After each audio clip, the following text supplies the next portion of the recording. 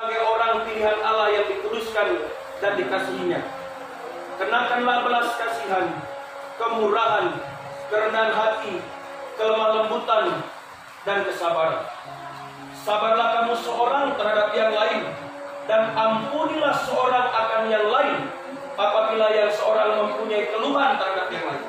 Sama seperti Tuhan telah mengampuni kamu, perbuatlah juga demikian. Ayat 14. Di atas semuanya itu, Firman Tuhan katakan, kenakanlah kasih sebagai pengikat yang mempersatukan dan yang menyempurnakan. Jadi tidak ada pengikat yang sempurna selain daripada kasih. Tidak ada.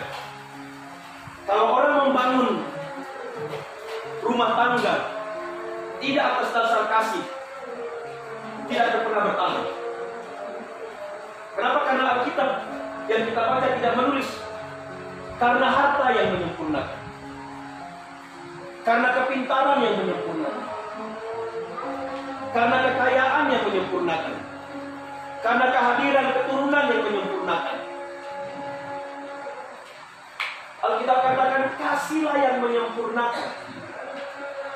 Karena itu sekali lagi, apapun yang terjadi dalam kehidupan keluarga rumah tangga, ketika orang kembali kepada nilai-nilai kasih itu, maka itu yang akan menyempurnakan. Kenapa? Karena firman Tuhan berkata bahwa kasih itu menutupi segala pelanggaran. Kasih itu menutupi banyak sekali dosa.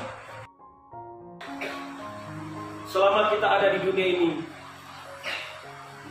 kita masih ada dalam kemungkinan kita untuk hidup salah, untuk hidup tidak sempurna. Kita masih ada dalam kelemahan-kelemahan kita. Kita masih ada dalam kedagingan-kedagingan kita.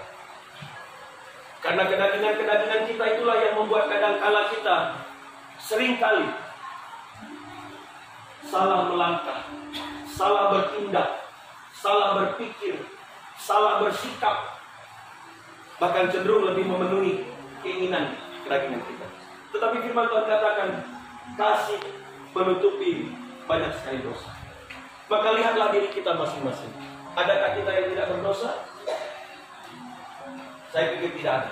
Amin. Yesus pernah bilang begini waktu dia ketemu dengan semua ahli Taurat dan orang Farisi yang membawa seorang perempuan yang berzina, kedapatan berdosa.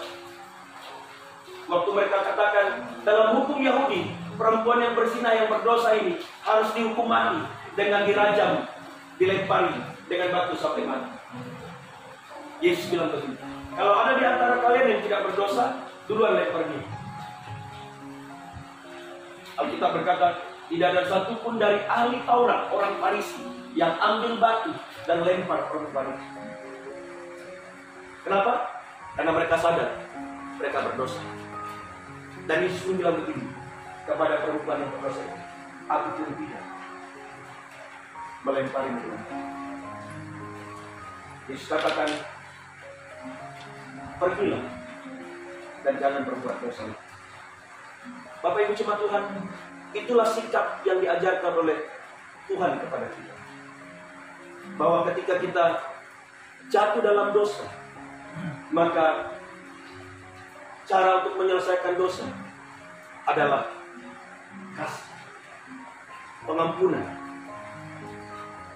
Dan ketika kita sudah mengampuni, itu bicara tentang kita melupakan semua. Karena kasih menutupi banyak sekali dosa.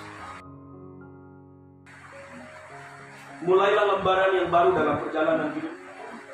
Tidak lagi kita berpikir dan menengok ke belakang, mulai untuk memikirkan, kembali mencari alur-alur yang sudah kita lewati. Tapi hari ini tutup semuanya itu. Pandang ke depan, bangun kehidupan yang baru, jalani bersama dengan Tuhan. Maka sekali lagi Tuhan pasti akan pulihkan. Pesan saya dalam nasihat saya sebagai seorang wakil Tuhan, sebagai hamba Tuhan, sekalipun dalam usia saya jauh lebih muda dari Bapak dan Ibu, tapi sebagai hamba Tuhan saya mau katakan, bicaralah hal-hal yang baru. Jangan lagi bicara hal yang sudah ada lama. Jangan lagi memperkatakan hal-hal yang sudah dan lama. Sekarang bicaralah hal yang baru. Sebab Alkitab katakan kasih menutupi banyak sekali dosa.